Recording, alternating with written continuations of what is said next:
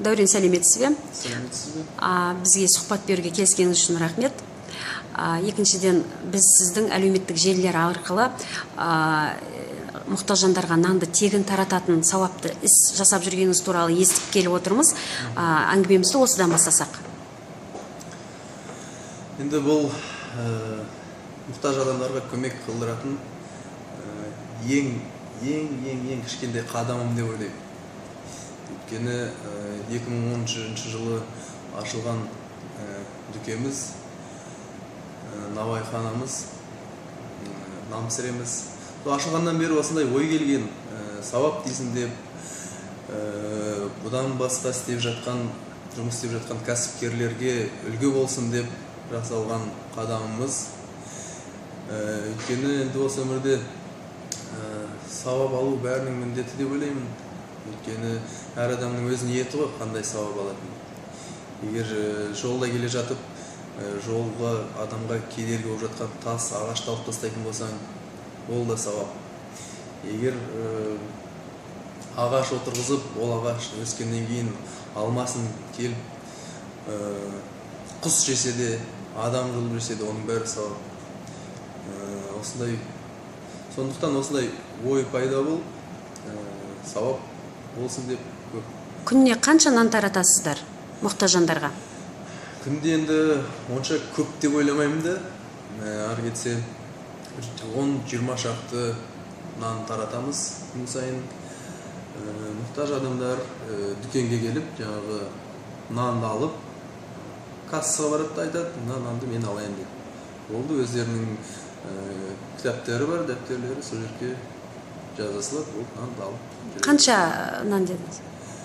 Бір күнде 10-20 шақты нан үлестіреміз, сонда айына 300-400 нандай болады. Айына 300-400 нан, да? Негізі бұл сіздің қайырымдылық шараңызды көршілеріңіз, жаңағы тұтынушылар қалай қабылдады? Енді ашшылардың алдында жаңағы жазылған сөзді көріп, әрине көршілердің бәрі, таныс жолдастардың бәрі жақсы қарсы алды. Бұны Алла разы болсын деп бәрі тілектер айтып, енді шынымен де бұл өте Алла разы болу үшін жасалған қадам. Бәрі жақсы қарсы алды бұны. Дәурен, байқап отырсақ, қазір әлеуметтік желілерде сіздің суретіңіз шыққалы бері осы 3-4 күннің ішінде осындай қайырымдылық шарасымен айналысқысы келген қандастарды байқаймыз. Оларға сіз қандай кеңес беріп жатырсыз? Қандай сұрақтар келіп жатыр сізге негізінен? Енді көбісі репортаж шығып жатқан кезден көбісі жазып жатыр, хат жазып жатыр өзіме. Мен де адамдарға көмектескім келеді, мен де осындай қайырымдылық жасағым келеді деп жатыр. Олардың бәріне әрине мен күшім жеткенше айтып жатырмын, жазып жатырмын. Тек қана ой болса, тұрып сол істі істеу керек.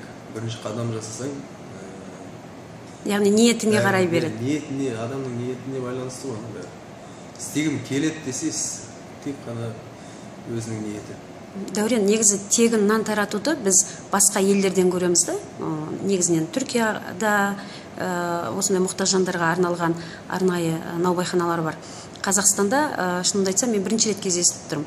Ал мұндай шарамен басқа кәсіпкерлер неге айналыспайды деп ойлайсыз? Енді бұны әр адамның өзінің ойы, өзінің ниеті ғой. Енді шетелдегі ондай жағдайлар көп. Әрине оны өзіңіз білесіз. Бізде шетелде көрген арабтар мемлекеттерінде көп, Түркияда көп. Енді әр кәсіпкердің өзінің ниеті, өзінің сана сезімі бар. Әр кәсіпкерді емес, енді әр адамның өзінің сана сезімі, ниеті бар. Өйткені бұл жерін істеймін дейтін адам жүрегі бар адам енді. Әркімнің өзіне байланысты. Дәурен, осындай шара жасағаныңыз үшін, сауапты іс атқарғаныңыз үшін әкімшілік тарапынан белгілі бір жеңілдіктер бар ма? Енді бұндай жеңілдіктер бәріне жасалған жеңілдіктермен бізде қолданып отырмыз. Бірақ айрықша осыған байланысты шараға, қайырымдылық сауапты іске байланысты ешқандай шара жоқ, тек өзіңіз қалтаңыздан шығарып көмектесіп жатырсыз. Енді мемлекет көмектескені бізде субсидирование деген бар, жаңағы несие алған. Шағын және орта кәсіпкерлікпен айналысатындарға. Кәсіпкерлердің бәріне көмек жасап жатыр. Оны